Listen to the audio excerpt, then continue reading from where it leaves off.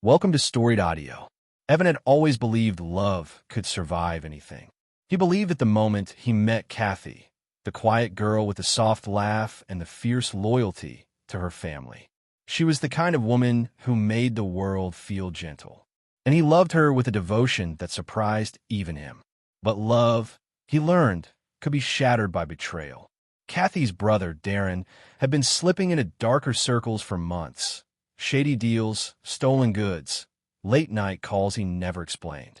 Cathy worried, but she trusted him. Evan didn't. Something about Darren's eyes always felt wrong. When the police stormed Evan's apartment one cold morning, shouting orders and slamming him against the wall, he didn't understand. Not until they dragged out boxes of stolen electronics, jewelry, and tools, things he had never seen in his life. The officers said his fingerprints were everywhere. The evidence was airtight. The setup was perfect, and Darren watched from the sidewalk, arms crossed, expression unreadable. Evan was sentenced to 1 year in jail. Cathy visited him 2 weeks later. She sat across from him in the visitation room, hands trembling, eyes red from crying. "Why?" she whispered. "Why would you do this?" Her voice cracked, and Evan felt something inside him tear. "I didn't," he said. "Cathy, I promise, I'm innocent. Darren did this. He stole those things. He set me up." Her face hardened. "Don't blame my brother. He told us everything. He said you begged him to help you hide the stuff." Evan leaned forward, desperate. "He's lying. Cathy, look at me. You know me. You know I wouldn't." She shook her head. "I don't know anything anymore." That was the moment something inside Evan broke completely. "If you don't believe me," he said quietly, "don't come back." Cathy was unsteady as she stood, covering her mouth with her hand, and walked away. Evan watched her leave, feeling the weight of betrayal crush the last pieces of hope he had. 6 months passed. Cathy stopped visiting. Evan stopped expecting her to. But one night, Cathy found a hidden box in Darren's room. Receipts, stolen items, and a notebook detailing every theft. Every date, every location, every lie, including the one that destroyed Evan. Her world collapsed. She confronted her parents, shaking, crying, unable to breathe. They read the notebook, horrified. They had liked Evan, trusted him, and the realization that they had helped condemn an innocent man shattered them.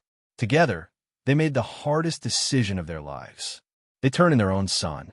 Darren was arrested within hours, and Evan was released the next morning. Cathy rushed to the jail, heart pounding, rehearsing her apology through tears. But the guard told her, "He left hours ago." She searched everywhere, his apartment, his old job, the places they used to go together. Nothing. Evan had vanished. He had left town. Cathy moved back in with her parents, devastated. She replayed every cruel word she had said to him. Every moment she chose her brother over the man she loved. She cried herself to sleep for weeks, knowing she might never get the chance to make things right. Her parents eventually found him, a small rental house 2 towns over. When Evan opened the door and saw them, his expression was cold, distant. "What do you want?" They explained everything. The notebook, the evidence, Darren's arrest, Cathy's heartbreak. Evan laughed bitterly. "I spent half a year in jail because of all of you, because she believed him over me. How am I supposed to forgive that?" Her mother stepped forward, voice trembling. "We turned in our own son. We did it because you didn't deserve what happened." Evan's anger faltered. He hadn't known. He hadn't known they had sacrificed their own child to free him. He exhaled slowly. "I'll meet her. Once. To talk." They met at a small cafe. Cathy arrived early, hands shaking, eyes already wet. When Evan walked in, she stood so fast her chair nearly fell. "Evan," she whispered, voice breaking.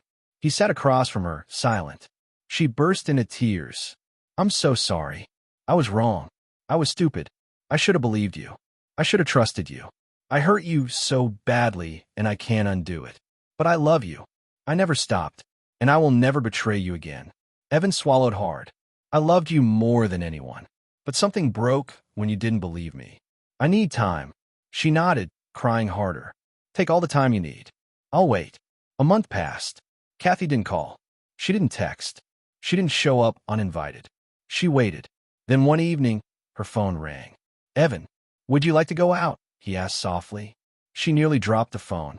Yes. Yes, of course. Their date was quiet, gentle, careful. Two people trying to rebuild something fragile but precious. Afterward, they went to her parents' home, where they all sat together for hours, talking honestly, painfully, openly. Evan realized something during that conversation.